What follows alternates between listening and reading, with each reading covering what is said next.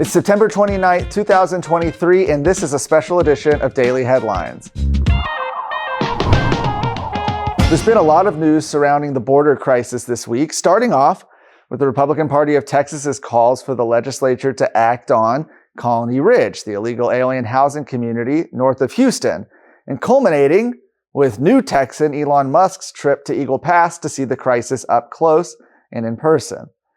There's a lot to cover and a lot you need to know about just how bad the invasion at the southern border is. So today, let's take a look at 4 things every Texan needs to know about the border crisis. Number 1, the numbers of illegal alien crossings are astronomical. Since January of 2021, when Joe Biden took office, over 7 million have crossed the southern border illegally, and some estimates put that number closer to 10 million. This is including Customs and Border Patrol encounters at the border, those processed at ports of entry, and known gotaways.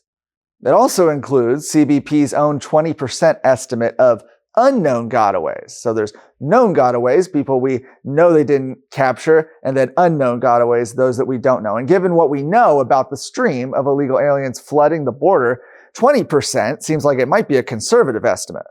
Really conservative. For reference, most estimates of the illegal alien population in 2020 were about 14.5 million. That means we're on track to double the illegal alien population in the United States within one 4-year presidential term. Amazing. It's the Biden administration has been using the CBP One app, which pre-processes illegal aliens before they even cross, and funneling those aliens through ports of entry. Additionally, they've created an executive parole program that creates lawful pathways for Cubans, Venezuelans, Nicaraguans, and Haitians to enter the country. All of this acts as a means of concealing the scale of the border crisis as a whole.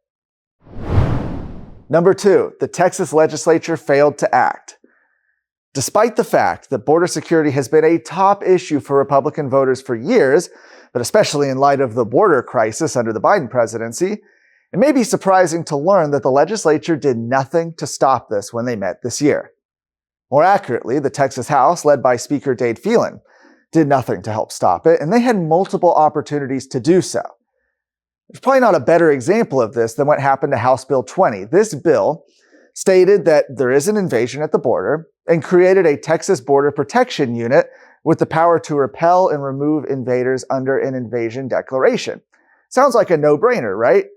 Well, House Speaker Dade Phelan sided with Democrats and sustained a point of order on the bill, sending it back to committee past the deadline for bills to be considered.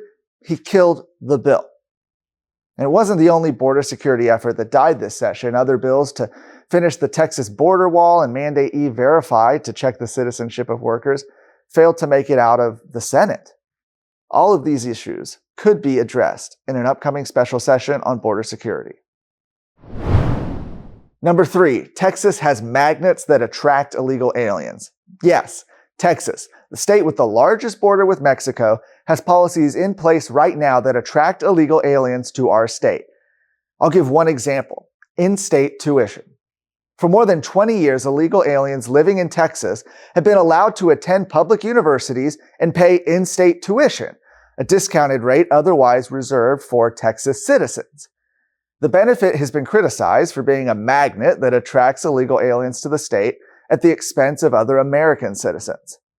A recent poll of Republican voters in Texas found that 75% said they would support eliminating in-state tuition for illegal aliens, while the Republican Party of Texas's own platform also calls for an end to the practice. Legislation to end in-state tuition for illegal aliens by State Representative Terry Leo Wilson was refused a hearing in the House this session by Higher Education Committee Chair John Kempel. In this case, the Senate gets blamed too. Not a single bill to end in-state tuition for illegal aliens was even filed there. If you want to see more of something, you incentivize it. We know this. In this case, if Texas wants to see less illegal aliens coming into the state, we should stop incentivizing them once they get here. And number 4, Governor Greg Abbott could stop it today. At a speech at the Fredericksburg Tea Party's annual fundraiser last week, Turning Point USA founder Charlie Kirk said Governor Greg Abbott could stop the border invasion immediately if he wanted to. And it's true. Texans for Strong Borders, a group that's been following the border crisis closely, notes that although Abbott has said he's declared an invasion pursuant to Article 1, Section 10 of the Constitution, he's not actually exercised the extraordinary powers given to states actually invaded or in such imminent danger as will not admit of delay. That's the actual language from the Constitution. Under such a declaration, Governor Abbott could physically repel illegal crossings with state personnel, as opposed to just placing barriers that, as we've seen time and time again, have gotten cut down by Border Patrol.